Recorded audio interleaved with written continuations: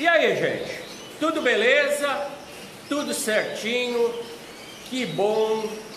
Graças a Deus! Sempre mesmo, minha gente. Quero mandar aí um grande abraço aí ao meu amigo Carlos Toqueto, do Rio de Janeiro. Me mandou uma mensagem, me mandou um vídeo. Fiquei muito feliz. Primeiro, pela sua recuperação do Covid. Realmente é motivo para se comemorar por demais.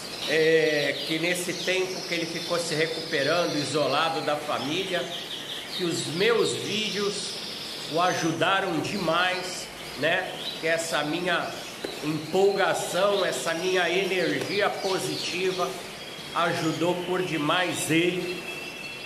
E você, como eu já te falei, me ajudou por demais também, porque eu estava num momento aí meio borocochô, né?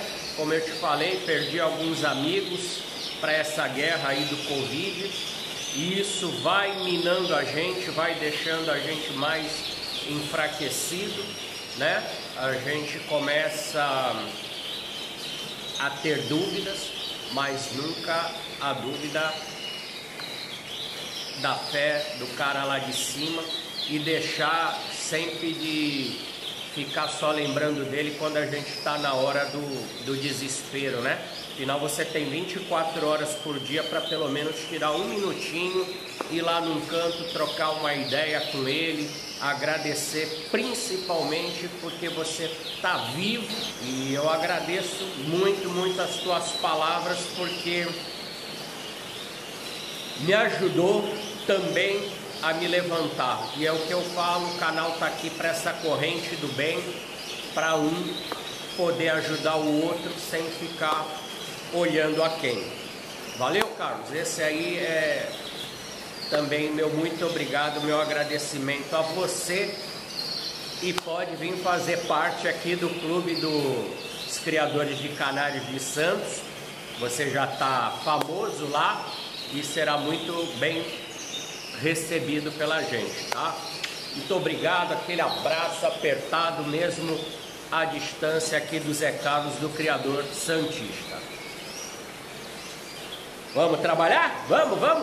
Teve um amigo que fez uma pergunta para mim, eu respondi no particular e acabou colocando no grupo de WhatsApp do Clube de Santos. A pessoa vai falar: pô, Zé Carlos, me coloca nesse grupo aí. Gente, nesse grupo aí eu só posso colocar quem é filiado no Clube de Santos, quem é sócio do Clube de Santos.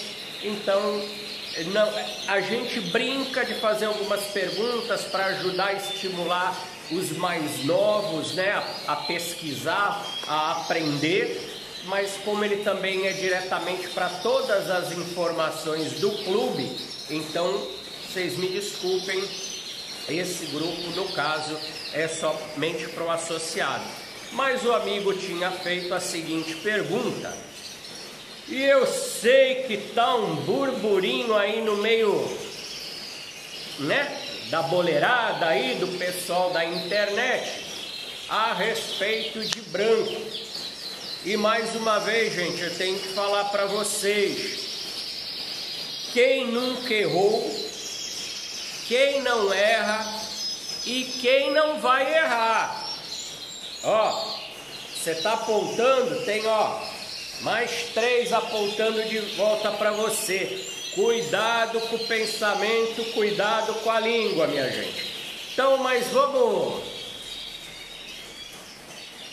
Alguém vai saber, né? Ou alguém, vamos colocar, irão saber, né, do que eu tô falando. É o recado, valeu? Sem dar nome aos bois.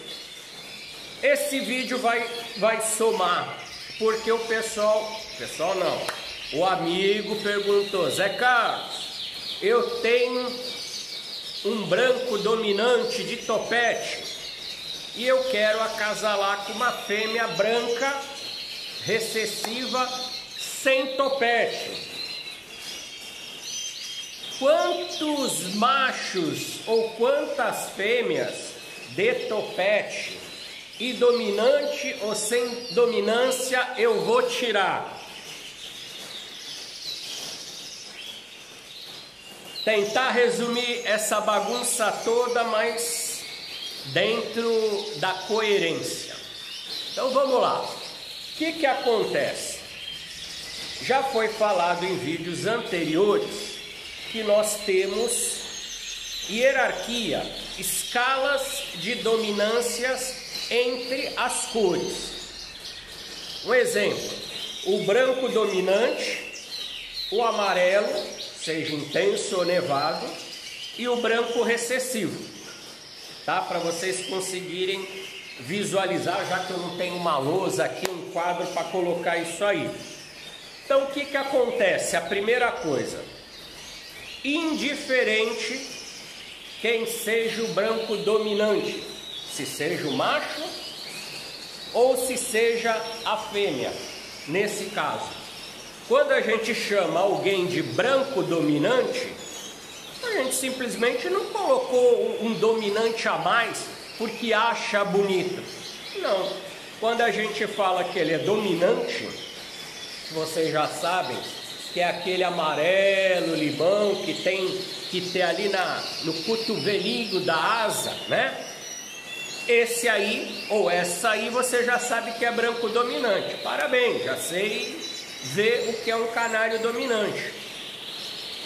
O branco recessivo, que eu já falei em outros vídeos, que a gente retirou esse recessivo e a gente só fala branco, é aquele canário todo branquinho, só os olhos serão negros. Ou vermelho, né? Se a gente for falar que é o albino, mas a gente está falando de branco recessivo ou branco e não de albino no caso, mas tudo bem, já serve para, anota aí que serve de repente para um ou outro cruzamento futuro. Então o que acontece? Se eu colocar, eu já sei que o branco dominante, ele domina alguém, ele domina alguma coisa. E o outro, eu já sei que é branco recessivo, só que recessivo eu não preciso falar. E se ele é recessivo, é porque alguém domina ele. Captou a mensagem? Então, se eu colocar um branco dominante cruzado com um branco recessivo, logo eu irei tirar. Fala aí, puxa pela cabeça. Então eu vou tirar brancos dominantes portadores de branco recessivo. Beleza? Só isso? Acabou? É certeza que é só isso mesmo? Não é não. Esse amarelinho na asa desse branco dominante me dá mais alguma informação. Qual é, minha gente? A gente, branco dominante, amarelo, branco recessivo. Me diz que o branco dominante, eu já falei para você que o branco dominante que está nessa ponta domina o branco recessivo que está na outra ponta, mas no meio não tem o amarelo. Então o branco dominante domina o amarelo e também domina o branco. Beleza? O amarelo que está aqui no meio, ele domina o branco recessivo, porém é dominado pelo branco dominante. Deu para pegar aí como se fosse umas pedras, um montinho para pular? Então o branco dominante domina o amarelo e o branco. E o amarelo domina o branco. Se a gente voltar, o branco é recessivo porque é dominado pelo amarelo e pelo branco dominante. E o amarelo domina o branco, porém é dominado pelo branco dominante. Captou? Dito isso, O branco dominante, que está me dizendo que tem amarelo, então não irá só nascer branco dominante portador de recessivo, irá nascer também amarelos portadores de branco. Aí se você perguntar para mim, amarelo intenso ou amarelo nevado, Zé Carlos? Pode nascer os dois, é amarelo. A gente não está especificando que seja intenso ou nevado, porque a gente não sabe o cruzamento que foi feito. Ah, é branco dominante, beleza, mas e esse branco dominante, ele veio de quem? Quem são os pais do branco dominante? Beleza? Como é que a gente vai fazer a árvore genealógica aí dessa família? Captou? Então a gente sabe, diante dessa informação, que recessivo com recessivo só dará filhotes recessivos. Ponto final.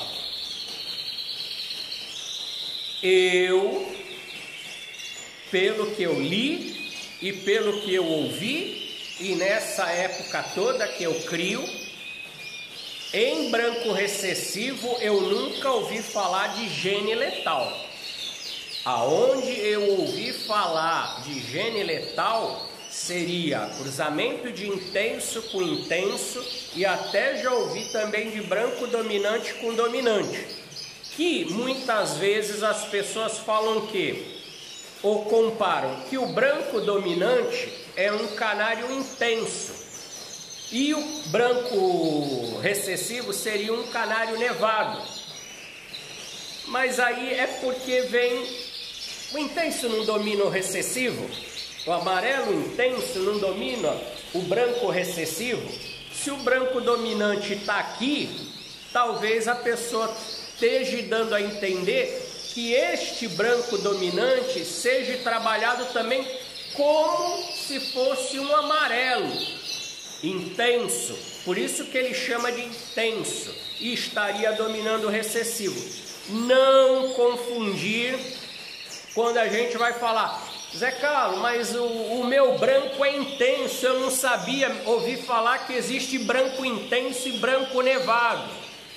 Já foi falado também, não existe lá na tabela, é branco recessivo, que a gente chama de branco, CC001, branco CC002, que seria canário de cor 002, seria o branco dominante. Não tem a diferença como se fosse amarelo intenso e amarelo nevado, 003 e 004. Quando a gente fala de um canário intenso dentro dos brancos, a gente simplesmente está querendo se referir que o canário branco, com as penas mais curtas, mais enxutas ao corpo, terão mais brilho. Olha como eu falei, terão, não necessariamente. E aquele canário que é mais fofo, que as penas não ficam tão aderidas ao corpo, ele é mais cheio de penas, mais bolinha, e às vezes der a entender que seja até a forma dele, a gente chamaria de nevado. Mas não confundir estrutura de pena de intenso, que é uma pena mais curta, com nevado, que é uma estrutura de pena mais larga. A gente está falando de cor e não de estrutura de pena. Beleza? Então, essa é a primeira coisa, do dominante para o recessivo. A segunda coisa, do topete para o sem topete, indiferente também de quem seja o macho e de quem seja a fêmea que tenha topete, irão nascer também filhotes com e sem topete. Beleza? E para a terceira coisa, quantos machos irão nascer e quantas fêmeas irão nascer? Ué, só Deus sabe, né? A gente não tem como saber e botar na planilha. Se existe dois sexos, masculino e feminino, só poderão nascer machos e fêmeas. Então a probabilidade é 50% de cada um. Vai piorar querer saber quantos machos branco dominante de topete, fêmea branca dominante de topete, e aí, né, branco recessivo com e sem. Aí, bom, recessivo não vai nascer porque todos serão portadores, né, ou amarelos. Aí vai virar uma bagunça isso aqui. Por quê? Porque de uma prole, se desse 10 filhotes, 12 filhotes nesse acasalamento, a gente poderia anotar o que saiu desses 12 filhotes, beleza? E se desse cruzamento só der um filhote? Que estatística que a gente vai trabalhar? Ah, nasceu um filhote e eu descobri que esse filhote, depois de um tempo, é macho, ele tem topete e ele é branco dominante, portanto portador de recessivo. Bom, beleza, você descobriu, depois de um tempo. Agora, quantificar exatamente para você o que vai sair de quantidades, não dá, minha gente. Eu posso garantir para você o que poderá sair. Olha, porque mediante os cruzamentos que já foram efetuados ao longo do tempo, o pessoal sabe que nasce isso. Agora, pegar todo esse tempero, botar na panela e aí garantir para você que sairá tantos machos brancos dominantes de topete, não. Tantos machos amarelos de topete, não. Esquece. Primeiro a gente não sabe nem quantos filhotes vai dar. Se é 1, se é 2, se é 10, se é 50. Não tem como fazer essa probabilidade. Tem como a gente falar o que sairá. A parte de sexo, se é com topete, sem topete, pi, aí é contigo na tua casa. Beleza? Bagunçou, ajudou. Como é que ficou nessa situação? Eu acredito que eu consegui ser claro. Faz as anotações, faz esse jeitinho aí que eu fiz com a mão, que eu acho que aí você consegue encaixar na sua cabeça. Vou dar um exemplo. Eu tirei ali já que eu estava falando, uma albina dominante. Peraí, Zé Carlos. Albino tu acabou de falar que é o branco de olho vermelho. E dominante eu já sei que é o que tem o amarelinho do lado. Mas meu camarada, tu acabou de falar para mim que tu não tem condição de saber quem é macho, quem é fêmea. Como é que tu tá me garantindo que ela é uma fêmea? Porque você falou que ela é albina dominante. Boa, garoto, você tá ficando esperto. Eu gosto de pessoa participativa como você. Bom, como eu falei, por que eu sei? Porque primeiro, a mãe era uma branca dominante. Era não, tá ali, tá viva. É uma branca dominante, beleza? E o pai é um branco recessivo. Não, peraí, Zé Carlos. Se a mãe é dominante e o pai é recessivo, só pode nascer branco dominante portador de recessivo. Isso. Mas você falou que é albina. É. E aí? Pensa aí, minha gente. Não estou entendendo nada, né? Bagunçou a cabeça de vez agora. Por que eu posso garantir para vocês que ela é fêmea, gente? Porque ela tem olho vermelho. Eu falei para vocês que a mãe é branco dominante, olho preto. E eu falei que o pai é branco recessivo, olho preto. Pois é. Então, eu já descobri, já falei, que é indiferente se o pai ou a mãe é dominante. A mãe era dominante. Os filhos, eu acabei de falar, tem que ser dominante portador de recessivo. Bom, acabou aí? Não.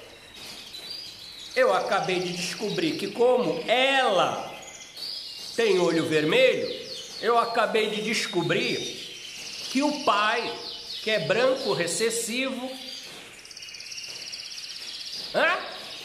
portador de olho vermelho. portador de hino, portador de albino, que a gente chama.